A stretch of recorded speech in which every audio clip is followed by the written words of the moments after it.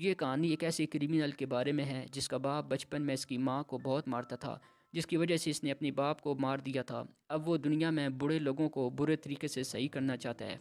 Film की कहानी शुरू होती है तो हम एक बच्चे को देखते हैं जिसका नाम फिलिप होता है, जो अपनी माँ के साथ रहता है और इसके पिता की मौत हो गई थी। फिर सीन शिफ्ट होता है जहाँ हम एक जेल में दो कैदियों को देखते हैं, रॉबर्ट और पैक को।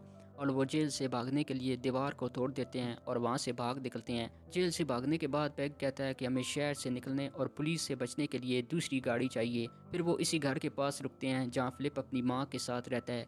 पैक घर के अंदर झांकता है जहाँ वो फिलिप की माँ को अकेला देखकर घर के अंदर घुस जाता है और फिलिप की माँ को अकेला पाकर हिरासमेंट करना शुरू कर देता है। लेकिन तभी रॉबर्ट वहाँ आकर इसे रोकता है। इस शोर शराबे से गांव के लोग जाग जाते हैं, जिसकी वजह से रॉबर्ट और पैक बच्चे को बंदी बनाकर वहां से ले जाते हैं। इसके बाद हम दो पुलिस ऑफिसर्स और लेडी सली गर्बर्ट को देखते हैं, जो इन दो भागे हुए क्रिमिनल के केस की तहकीकात करना शुरू कर देते हैं। सिली ऑफिसर से कहती है कि दोनों क्रिमिनल एक दूसरे के ऑपोजिट हैं। पिग एक आम सा क्रिमिनल है, जबकि रॉबर्ट का रिकॉर्ड खून और हत्याओं से भरा पड़ा है, इसलिए वो ज़्यादा देर एक साथ टिक नहीं पाएंगे और वो अलग हो जाएंगे। फिर हम रॉबर्ट और पैक को कार में देखते हैं जहाँ पैक बच्चे को तंग कर रहा होता है और इस पर रॉबर्ट और पैक में तू मैं शुरू हो जाती है, जिस पर पैक रॉबर्ट को धमकी देता है और जवाब में रॉबर्ट इसे मुक्का मारता है। फिर रॉबर्ट ड्रिंक लेने के लिए गाड़ी एक शॉप के पास रुकता है और फिलिप के हाथ में पिस्तौल पकड़ाता है और कहता है कि पिग ज़रा सा भी हिले तो इसे शूट कर देना। और ये कहकर रॉबर्ट शॉप में चला जाता है, लेकिन पैग फिलिप को बातों में लगाकर पिस्तौल इसे छीन कर इसे पकड़ लेता है। फिलिप इसके हाथ में काट कर गाड़ी से भाग जाता है और पैग इसको मारने के लिए इसके पीछे भागता है, लेकिन रॉबर्ट इस बार पैग को गोली मार देता है। इसके बाद रॉबर्ट और फिलिप गाड़ी में सवार हो जाते हैं जहाँ वो एक दूसरे से बातें करते हैं और एक दूसरे के बारे में बताते हैं। इधर सिली और पुलिस ऑफिसर इस जगह पहुंच जाते हैं जहाँ पैग की लाश होती है और फिर वो लोग इसी रास्ते पर निकल पड़ते हैं जिस तरफ रॉबर्ट जा रहा होता है। रॉबर्ट एक जगह गाड़ी रोकता है और फिलिप को चोरी करना सिखाता है और फिर अपने लिए एक आदमी के कुछ कपड़े चुरा लेता है।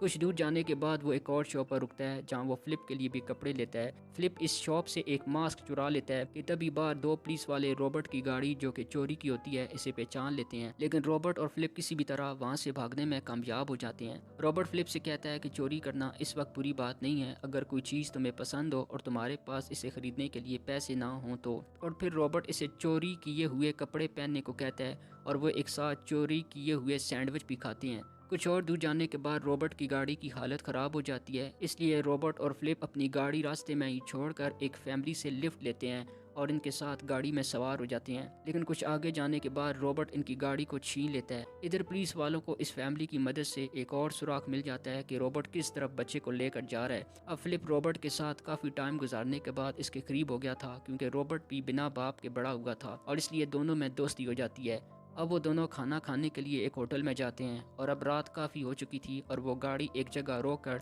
गाड़ी में ही सो जाते हैं कि तभी इनकी गाड़ी के पास एक आदमी आता है और वो इन्हें अपने साथ इसके घर चलने को कहता है, जिस पर रॉबर्ट और फिलिप इस आदमी के घर चले जाते हैं और रात वहीं गुजारते हैं। वो आदमी बात बात पर अपने बच्चे को पीटता है। ये देखकर रॉबर्ट को बहुत गुस्सा आता है। जब वो आदमी अपने बच्चे को एक बार फिर पीटता है तो रॉबर्ट इस आदमी को मारना शुरू कर देता है और इसे रस्सी से बांधकर गोली मारने लगता है। फिलिप ये देखकर बहुत नाखुश होता है और वो रोबोट को रोकने के लिए पीछे से एक गोली मारता है और फिलिप वहाँ से भाग जाता है और भागकर एक दरख्त पर चढ़ जाता है। रॉबर्ट गोली लगने की वजह से जख्मी हो गया था और वो भी इस दरख्त के पास बैठ जाता है। रॉबर्ट बताता है कि मैं इस आदमी को इसलिए मारना चाहता था क्योंकि मेरा बाप बचपन में मेरी माँ को बहुत मारता था, इसलिए मैंने अपने बाप को मार दिया था। मैंने अपनी ज़िंदगी में सिर्फ दो लोगों को मारा है, एक अपनी माँ के लिए, एक आज तुम्हारे लिए। ये सुनकर फिलिप इसके गले लग जाता है। थोड़ी देर में पुलिस वाले इस फैमिली की मदद से आकर रोबोट तक पहुंच ही जाते हैं और पुलिस इसे चारों तरफ से घेर देती है और फिलिप रोबोट की खातिर खुद को सरेंडर कर देता है।